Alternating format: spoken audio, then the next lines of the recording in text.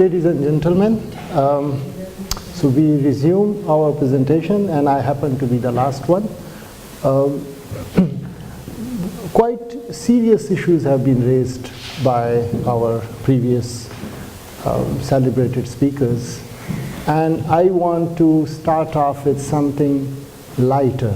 So though I will be talking about socioeconomic issues of British Pakistani community, so that is my general theme, and I will be particularly raising the issue of women and burqa, which is quite hot and topical these days because of recent ban on burqa in France. So there is kind of a debate over here as well. So rather than straight away talking about that issue, I just wanted to ask how to cure your headache. I can see a lot of doctors here. So migraine and other forms of headache. So you have your own remedies and cures. In this African community, they have also got a cure.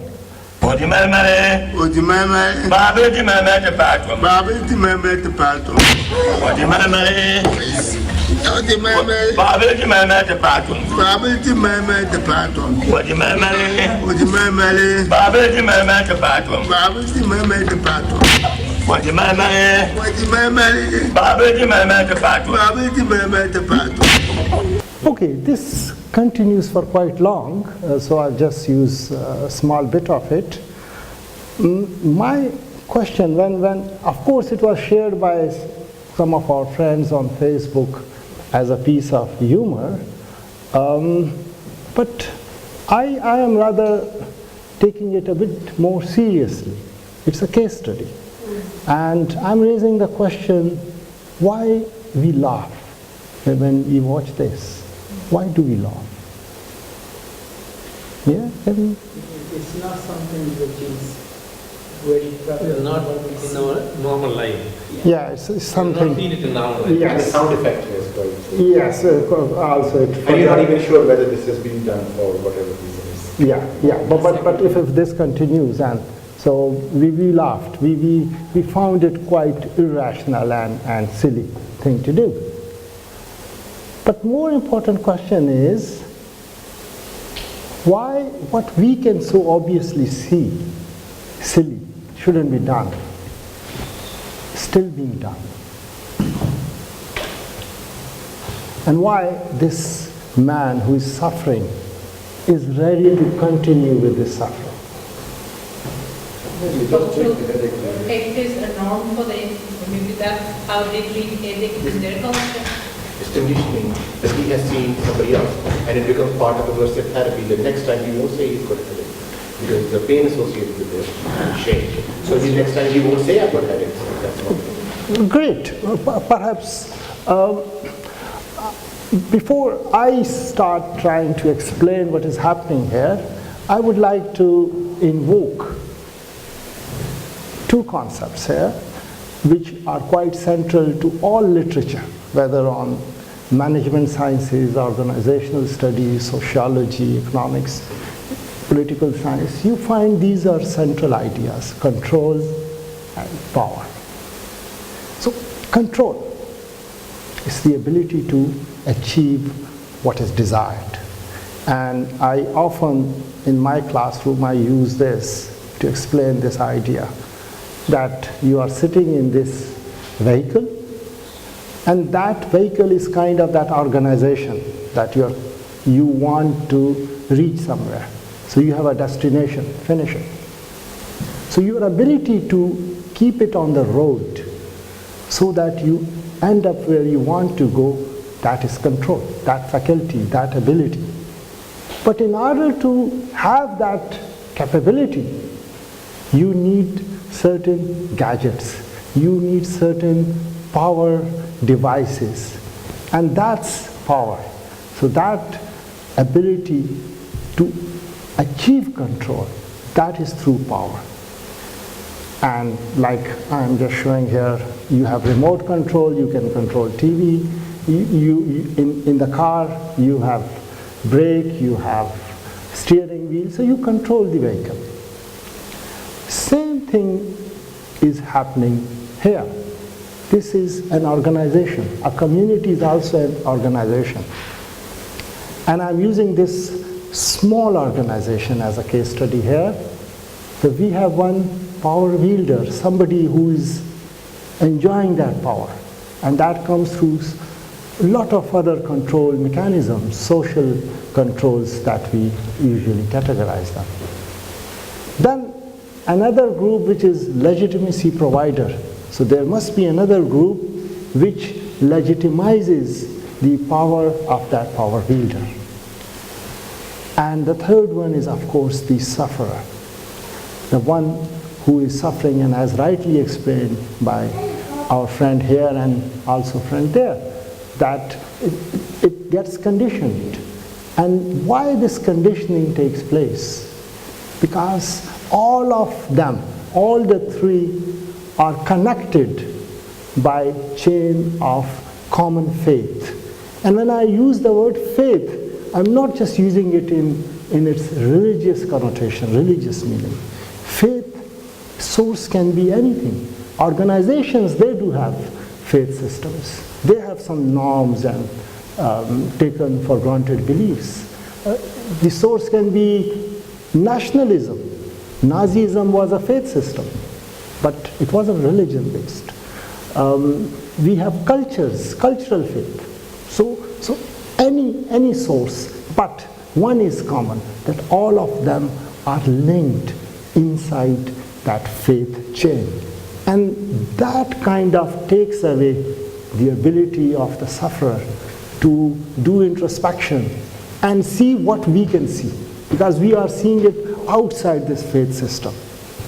Just, I am inviting you to think how many sufferings we all undergo, different sections of our society undergo, because nobody can question that faith which is holding everything together. So this brings me to this very important idea to understand. What we see is behavior, and we don't like it. Like Tahmina in her presentation and Anwar also pointed at certain behaviors which are unacceptable, and those are being challenged. The problem is behavior itself is driven by a mindset. Unless you challenge that mindset, it's very difficult to change that behavior. And the mindset in turn is driven by those commonly shared beliefs and faith system. So unless you challenge those beliefs, you can't change the mindset. And if you can't change the mindset, you can't change the behavior. So we can't simply change behavior of the actors by simply tackling behavior issues. We have to go to what is driving that behavior, mindset. And in order to change the mindset, at times we are forced to challenge certain beliefs which are the basis of that mindset. And that's how faith and behavior are interlinked.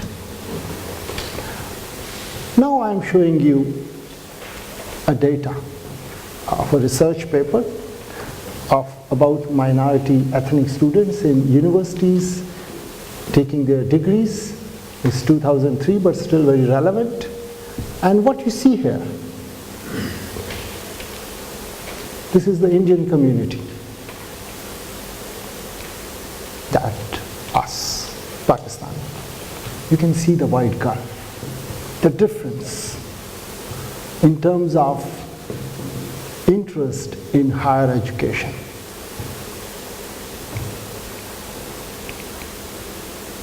Another one.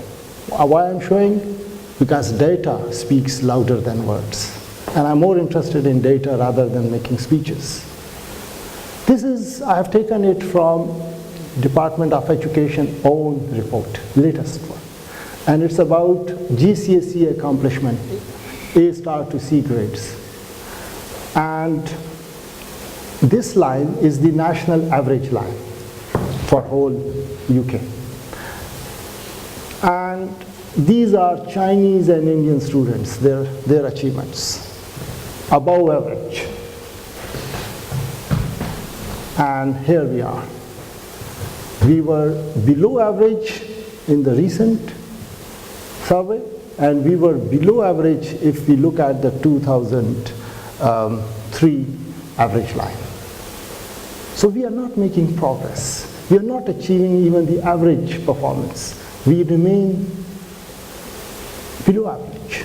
While our similar communities, it's not that since we come from a developing country, that's the reason. India and China, they are outperforming us. So these are the issues that really strike me. And this is something I'm sharing with you. One of our friends recently visited UK, and he took these pictures and posted them on our site and said, this is what I see my Pakistan in UK.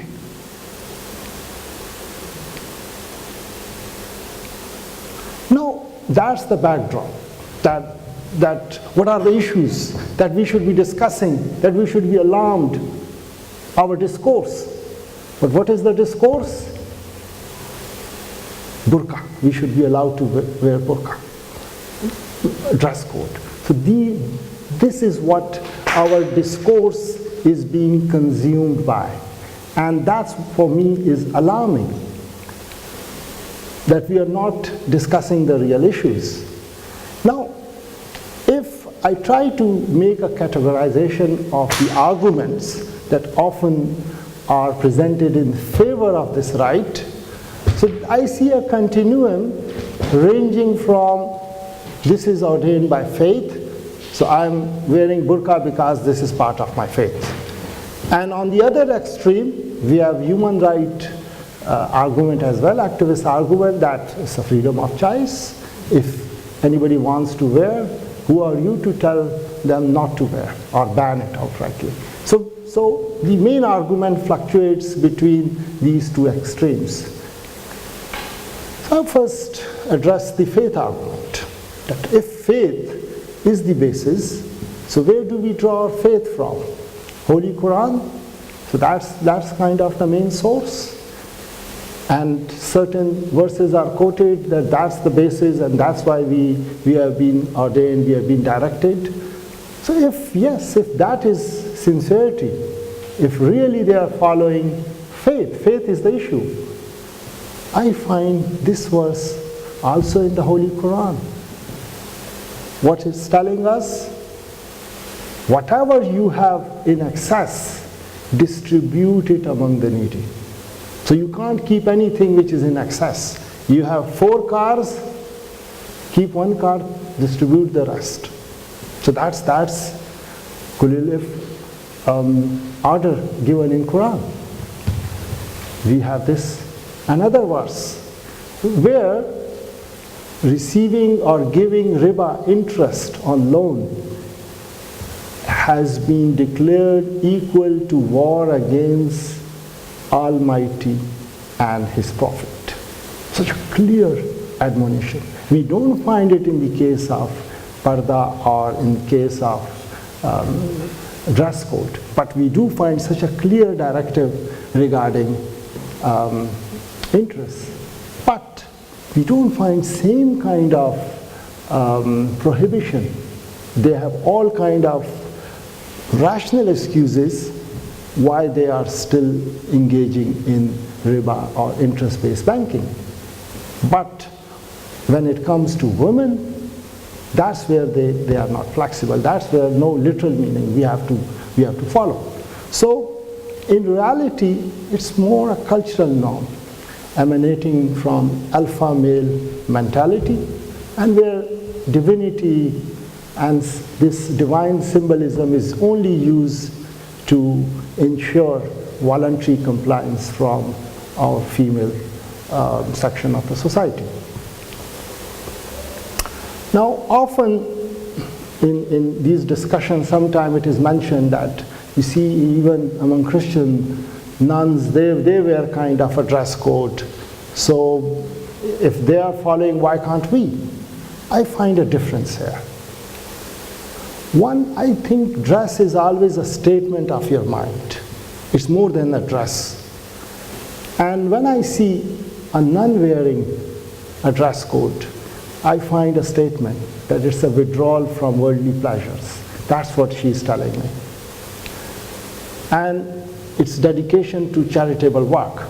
So I read these statements, and I then also see most of them busy working in charitable work. So if I had seen my women folk wearing these dress codes, burka, and they had devoted their life to charitable work, I did not have any issue.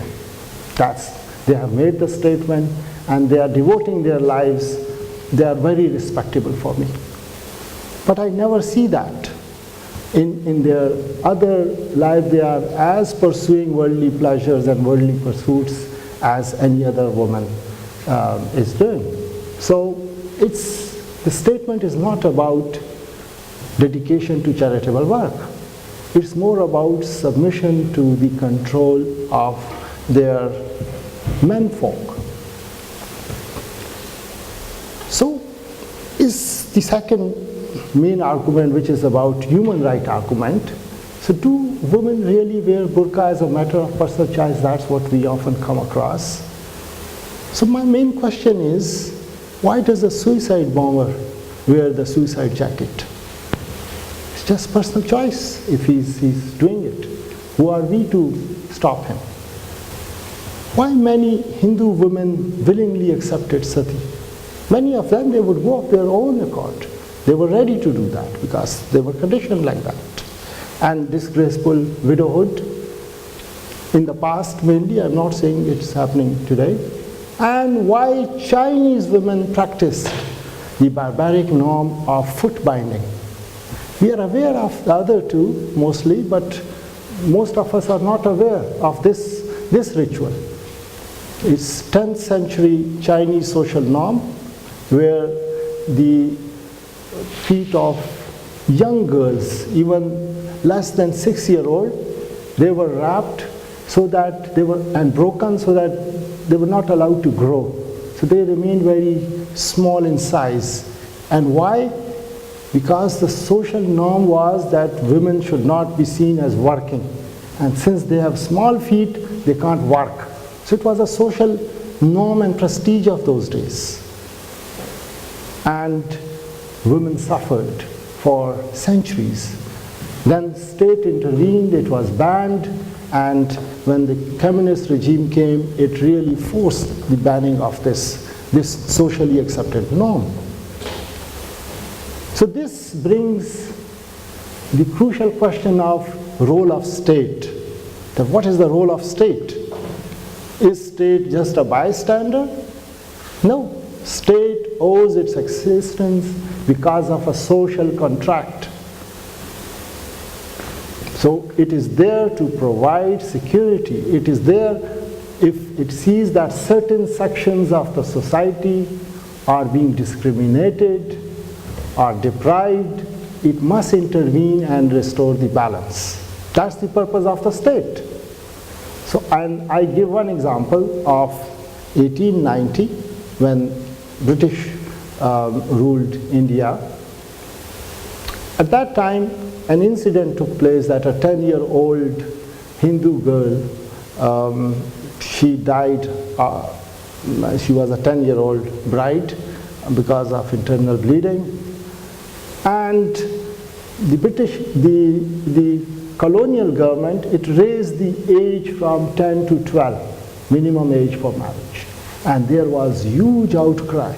And both Hindu and Muslim religious and communal leaders of those times, they got together that this is our religious and our cultural right. It's who are you to tell us when to marry? But state has to intervene. Then I also like example of Charles Napier, the conqueror of Sindh. Though, of course, he is depicted in history in different ways, but I'm just using one which I liked. That in 1843, when he became the first governor of Sindh, he received a complaint from some Hindu priest about Sati ritual, that this is our cultural norm, why you are enforcing it so strictly. I liked his reply. And that's what I draw my inspiration from. That be it so, this burning of widows is your custom, prepare the funeral pyre. But my nation has also a custom. When men burn women alive, we hang them and confiscate all their property. My carpenters shall therefore erect gibbets on which to hang all concerned when the widow is consumed. Let us all act according to national customs. So if some section of society are enforcing burqa on their women folk, the state has a responsibility to intervene and rescue that section of society. So it can't remain just a bystander. So what my conclusion here is that wearing burqa is not a free choice as often presented by our human rights activists at times, but rather it's a cruel mobile cage imposed by man. But the question can be raised, then why do women comply if it's such a bad thing? And that takes us back to that original video clip, that lot of us suffer because we can't question the power wielders and the legitimacy providers. So it's threat of religious symbolism and threat of excommunication, that culturally you can be considered as an outcast. Another economic activity argument is also important for me, and I take it at two bases. One is at gender-based disparity, that within the community, economic opportunities, they depend on the way you think, the way you act, the way you dress. That has a lot of bearing on your economic activity. And if burqa is imposed, so that means that a lot of avenues for economic activities are shut on you. So you no more remain an active economic agent, and thus you are dependent on menfolk for your living.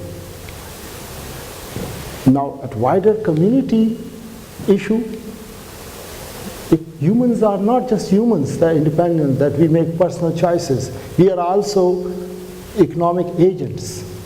And if members of other communities are using 100% of their human resource for development, and we are just using part of our human resource, we can never compete with them. So we will always lag behind. So even at that level, if we don't like Israel, if we don't like this country, this one, that one, fine. But if you want to compete with them, then if you are already economically lagging behind, you need to utilize all your resources, and human resource is the most important resource. But half of that you make it inactive, so how can you ever achieve that level of economic growth which is required to compete with other communities? And I've already shown you the data that where do we stand when even with our own similar communities we compare ourselves. Mindset argument, as I mentioned in the beginning, that burqa is not just a dress, it is also a declaration, a statement that men and women can't have equal opportunities to excel in life. It's a declaration that woman is a sex object and her main value is provision of sexual services. That's why she has to be covered. And she's vulnerable. She's considered to be weak and hence should remain covered so that others can't take advantage of her. So it's that mindset that needs to be challenged. And in this society, if the core values of the society are different, so this mindset cannot be allowed to prevail here. Even if all these arguments can't prevail, the security threat argument, recent pictures from Pakistan, militants dressed as women in burqa, luckily caught. But how would we, if something happens here, we will ever identify who did it, if the terrorist is wearing a burqa? Then the last of all, where I bring everything together, is this fake complacency. We are complacent about whatever we are doing. Of course, I like the idea that we should present the good image, the positive aspects of our culture. We should retain those and we should project them. But at times, if we overdo that, we can have this fake, we can become complacent with ourselves. And this has a bearing. A very seminal article by Cotter, published in Harvard Business Review in 2007. It's about change management. And he lists main factors which are responsible for failures of most of change management initiatives. The literature tells us about 70% change initiatives, they fail. So he tried to list down what are the main factors. And top of all of them is lack of sense of urgency. So if members of that organization, they are happy, they feel proud, nothing is wrong, you can't bring any change there. You have to create that sense of urgency. There is a problem. And when everybody embraces that problem, only then you can bring in change.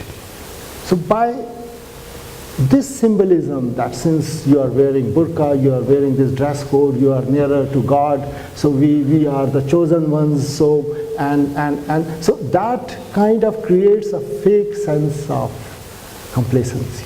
And then we don't look at the other data, that where are we standing. So it's important to challenge that. And I want to change this even in Pakistan, there.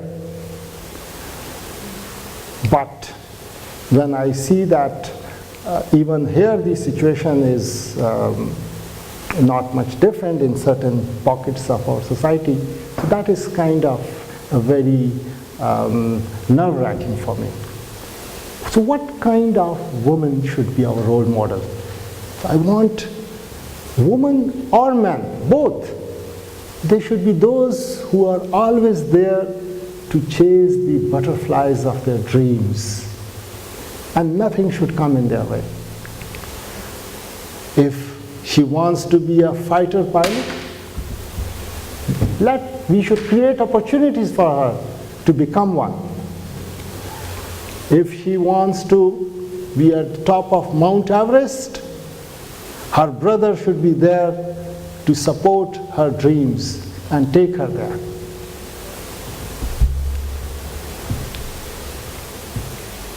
And if she wants to be a celebrated sports personality, let her become one. So these should be the role model for our women. So whose responsibility is this? I believe it's joint responsibility. Of course, state alone can't do this. State has a big responsibility. Through law and administrative action, it should restore the balance. But at the same time, I think greater responsibility lies with us, community, through awareness, through the work of Tahmina, Anwar, and my friends over there, who in their respective, at organizational level as well as at personal level, they are all doing their bit. And that's how to make the community aware of its human rights and other important issues. So when both state and community will work together, only then I see a real change happening. Thank you very much.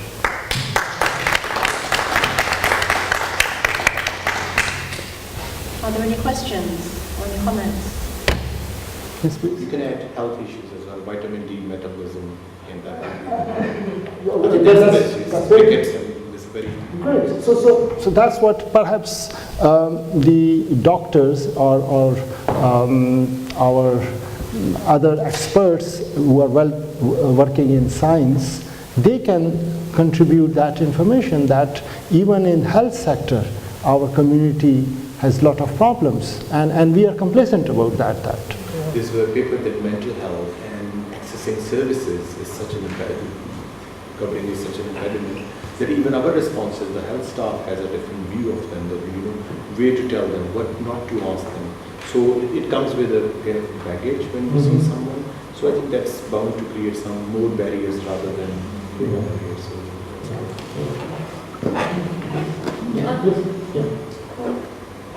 I really like your presentation. It was very thorough. Well, I actually have one question. The way you explained it through the faith, if you look at historically, maybe going a few centuries, even Indian women who were not Muslim, and they belong to different faith, they don't show their faces to their husband's older brother even today. In Middle Eastern culture, I think because of this robbing of caravans or looting, coverage was a security precaution, because you don't want your women to be picked up, and usually when everybody's wearing burqas, it's very difficult to distinguish between the young one or old one's chances of. So there was a lot of reasons, but the main reason really was women weren't considered property until very recently. We don't like to think this, but that was the case even in the most enlightened nations, so-called UK or whatever else, 1920, whenever they would actually recognize the person. So I think any laws or any hopes that suddenly things are going to disappear is not going to happen.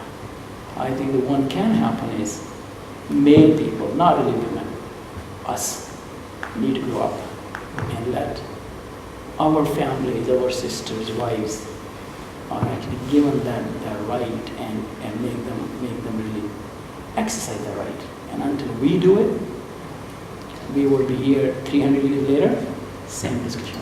Maybe it will get worse.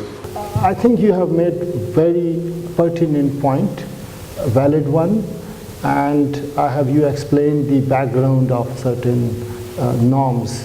So every norm that we practice today has some historical background. And as rightly said, that even other cultures did have some sort of issues with gender discrimination. If you look at the European countries, the Western ones, sometimes I pointed out that in even Shakespeare stage dramas, women were not allowed, or at least it wasn't considered appropriate for women to act on stage. So therefore, young boys would perform women roles. Or Romeo and Juliet. So Juliet age is 13 and she's admonished that you are 13 and still not married. So now, according to our laws, if she marries, so that will not be permissible, because the social law is expression of social consensus, and that social consensus changes in due course of time. So now social consensus is that no, we cannot discriminate against one section against the other, either on basis of ethnicity or on the basis of gender or any other basis. So if that is the social consensus, then that should be expressed by the state, that we cannot allow. Yes, I'm full agreement with you that only if the state passes a law and we continue thinking like we think, nothing will change. So it's the joint responsibility, and I think the community's responsibility is far greater than the state, that we need to change the way we think in those blind alleys of our thinking. So we need to come out of that. What burqa is black color mostly, because again, it's quite a few refugees came here So they changed from the traditional blue color to black. So it was the Arabization of even the Afghans who came here. If you look at the traditional Afghan woman wears the blue, sky blue. So when she comes here, I've never seen anyone wearing a blue burqa, which is normally seen. Yeah, so it's kind of this intermingling of culture and kind of this new propagation of faith. If it is Saudi Arabia propagated faith brand, yeah, so then they will scale it up, scale it down. You see all different interpretations. So at the end of the day, it is, if you have to address a bit of that faith issue as well, because that has an impact on the behavior. So perhaps maybe you just please. Say something, Yeah. because we're talking, I mean, the discussion is revolving around probably the history and the norms of South Asia and Afghanistan. Yeah. And we can understand that those regions do, even to now because of conflict, being on the cusp of, for example, the northwest frontier, Khyber Pakhtunkhwa, is on very on the cusp of all these territories where invaders were always invading those regions, and they had to, the only way to protect their women was to cover them up, because they are still, and even to this day, they're considered as chattels. But when we can't really compare then what's happening over there to what's happening here, because the women in this country, I do believe, are in the majority of cases, are taking up the burqa out of free will, and they're doing it as an act of devotion. And I can't see any comparison with, the Sati comparison, because I don't think anybody's being endangered, or nobody's life is being endangered. All I can possibly see is that possibly in terms of security risk and the lack of integration. I mean, I can see that it is a kind of a barrier. But on all other, they're able to work. They are able to work. Well, when I give example of Sati, I'm not saying that they both are equal in terms of magnitude. What I'm saying is how your beliefs, they condition your thinking. So why would a woman, many of them, they would volunteer to be burnt alive, many of them. It's not just that they were forced, because they were conditioned that your husband has died, there is no life. So they there are cases here, for example, where their husbands aren't very religious, they're not that pious, but the women themselves are choosing to wear the burqa. Yeah, so that's where... That's convert women from non-Muslim families. Yeah, that's true. That's what I'm saying. That's where faith is coming in. That they have been conditioned that this is their salvation. That's how they will be rewarded in the afterlife, something like that.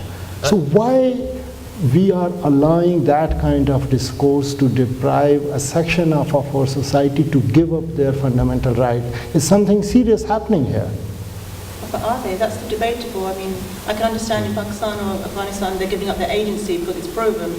But in this country, have the women here given up agency? So why youngsters here are becoming, are volunteering to go to Syria and other become kind of militants here? What's their problem? In Pakistan, you can always say because they come from poorer sections. What's the problem here that they voluntarily they go for that route? It's indoctrination, whether it is taking up arms or giving up your fundamental human right. It is indoctrination. So the phenomenon is same.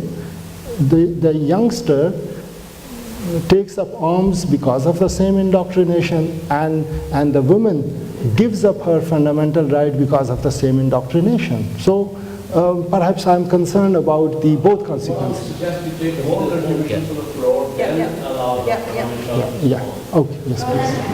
Just going to very quickly go back to some of the points you made earlier.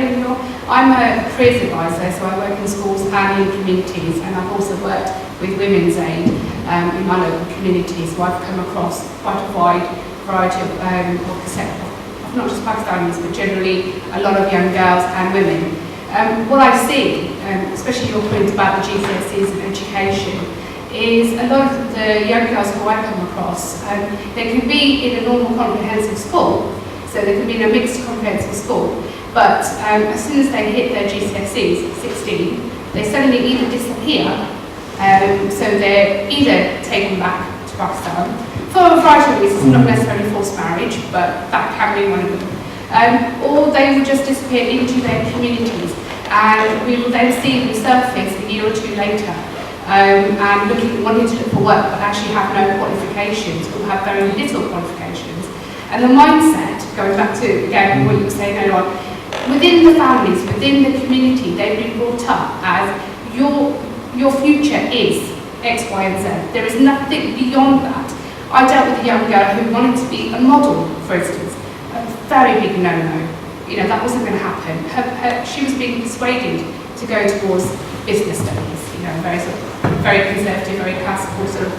And it was like, no, she wants to do something else. So her only choice was to either do as she was being told or be excommunicated, you know.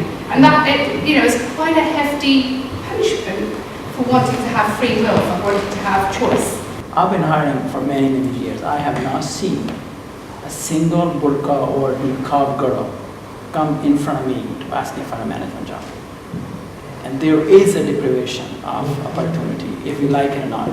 I've not seen one. I've seen many other Pakistani girls or Indians or other.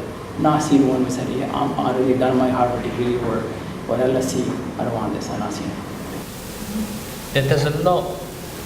There's a whole load of stuff that's been conflated here and kind of put into one big pot, and it might just be where you want to resolve problems or resolve issues. Just unpick what we're talking about here and what the issues are. I think one of the most depressing things I've found in my time in Pakistan, speaking to human rights campaigners and women's rights campaigners, is the increasing presence of the burqa on university campuses, in the centre of Karachi and Lahore, increasingly Islamabad. And the burqa has always been present in the tribal regions for the safety and the cultural issues, and it's essentially an element of not even Arab culture but tribal culture around safety, and from whether it's conflict or kidnapping or I personally just am very, very anti the burqa. I recognise, however, that people are entitled to wear what they want to wear, but I find I'm uncomfortable around it, but I certainly wouldn't advocate a ban. I think it's damaging in its increase in Pakistan, and there's absolutely no doubt that that has limited women's presence in Pakistan. And when you speak to people that spend a lot of time in India, when you speak to NGO workers that travel between Delhi and Lahore or Karachi or Mumbai, the first thing they say is it's just shocking how much more presence there is of Indian women in open society than Pakistani women. And that's a recent development actually. In the 60s and 70s, certainly in the cities, it was not like that. It wasn't perfect, but it was not like that. There's also the issue around education and the issue, and this is relevant to both countries. So one of the UN indicators on a child's life chances is that child's life chances are heavily increased if they're the child of an educated mother, boy or girl. And by not educating half your population, it's a huge debilitating thing for a country or a community in both countries.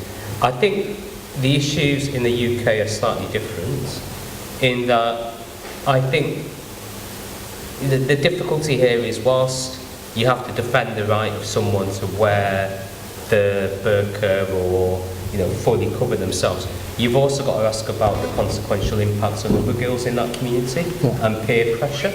And I've spoken to headmasters in countless schools where there have been campaigns by Hizb ut-Tahrir to get this girl's human rights demand that she should wear the full hijab or whatever, and it then puts pressure on other girls. And other girls find themselves limited, and then you start pressurising on access to other school activities or curricular activities, and you actually start sexualising girls really early when they shouldn't even be thinking about sex or sexual identity or gender. They should be thinking about play and fitness and growth and growing the mind, etc. So I think, but the context is different because you have to, for better or worse, deal with an element of people demanding a right that may actually impact on other people's rights. Whereas in Pakistan, it's enforcement, in my view. And it's depressing when, young, incredibly talented, bright women that I know in Pakistan have to put it on for safety when they're getting the bus home, working from the newspapers and TV studios that I work in, and the sexual harassment and the groping culture and all the stuff that goes with lack of safety in public spaces.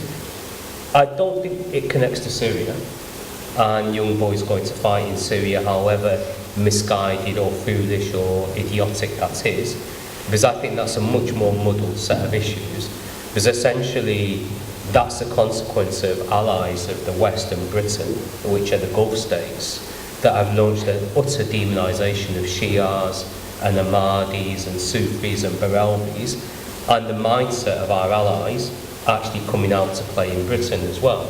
So, there's a bit of a double standard there, in a way that, they're only doing what our allies and our trading partners are doing.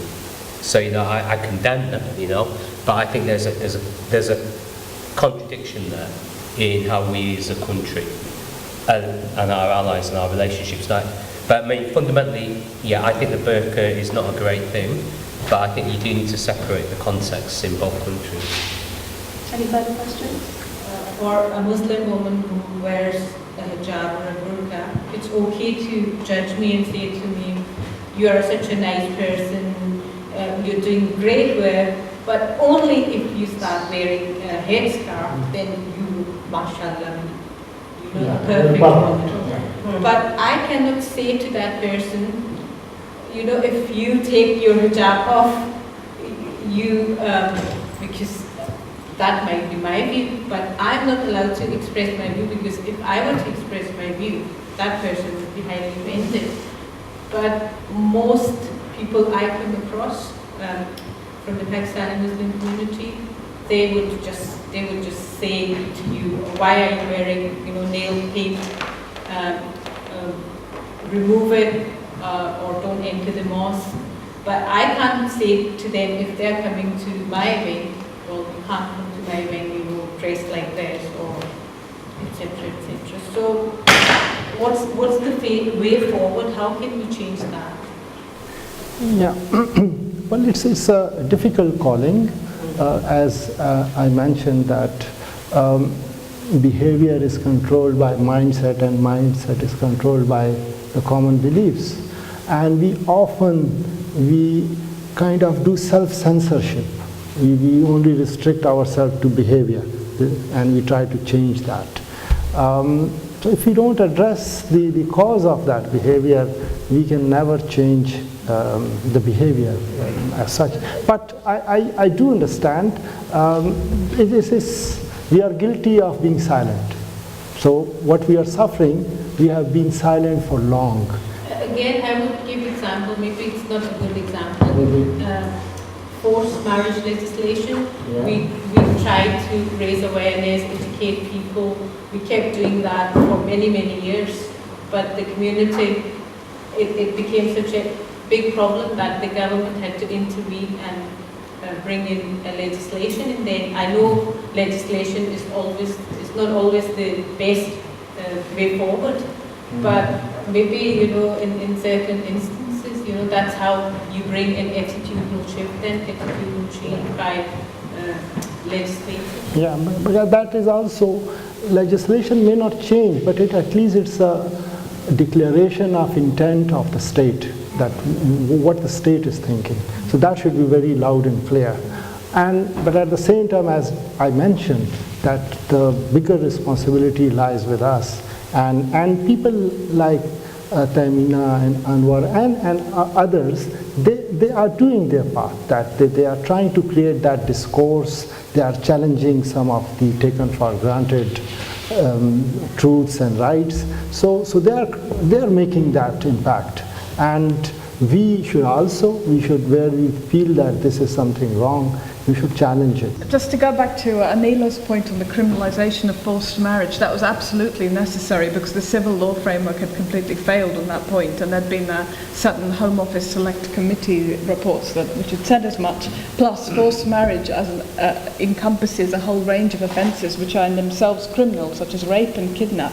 But I think for the issue of niqab, I would be against a total ban, partly for the reason that it would marginalise the very women who already wear it.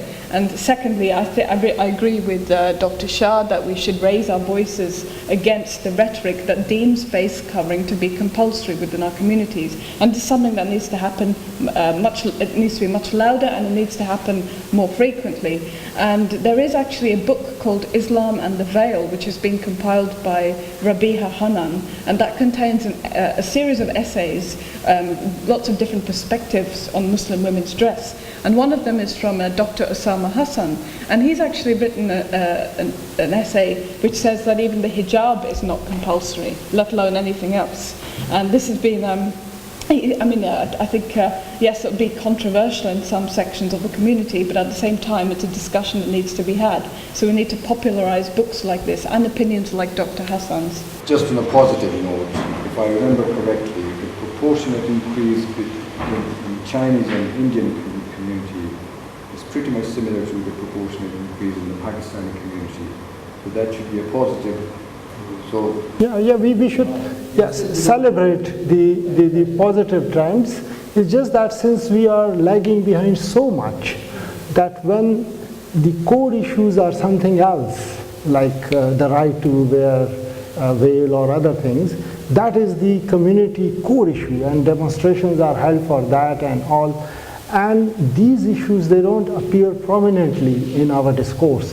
That is what is a little bit alarming, that since we are already lagging behind, we should be really working hard.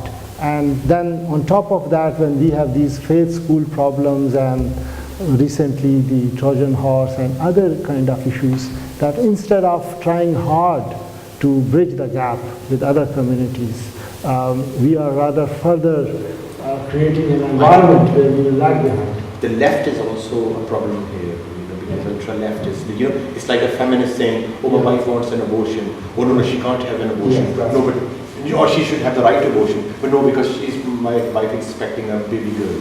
So where do you draw the line? It's tricky. We have a right to freedom. And I was clicking through the channels, then I stopped at one, I can't remember which one was it. It's a UK-based Muslim channel. And somebody had phoned in to say that their health visitor had given them a music CD for the baby. And what does Islam say about music? So this person, the Maulana or whoever he was saying that it's haram, and do you want your child to grow up a Mirasi? I don't know what's the equivalent. Yes, and Toba Astaghfirullah, and that kind of stuff. So as a health professional, then it's a constant struggle working with this group who thinks that music is haram, whereas there's plenty of evidence to suggest that music, dance, has a positive impact. It's good for bonding, mother-child bonding. It has a positive impact on mental health, physical health. Yes, that is an important issue. Perhaps, have you had any? I've had experience of doing this actually, not so much on the Islamic channels, although I have been interviewed on them as well, but in mainstream channels. I think that's where we can put our arguments across more strongly. And a recent example is the Dispatches program on trade schools that I appeared on. And I was, thank you. I thought it was really important to oppose these draconian policies on music and clapping, and to do so in a very vocal way. And it generated a lot of support, although I had some negative feedback as well from the usual suspects, but that's to be expected. The more of us come out and give these issues a voice and raise our voice, the harder it will be for those on the other side to intimidate us. We have to build critical mass. Yeah, good. Thank you. Good. Well, I'm a big supporter of more standardized and quality training for imams, and the Cambridge Muslim College, I think, is an exemplar in that field.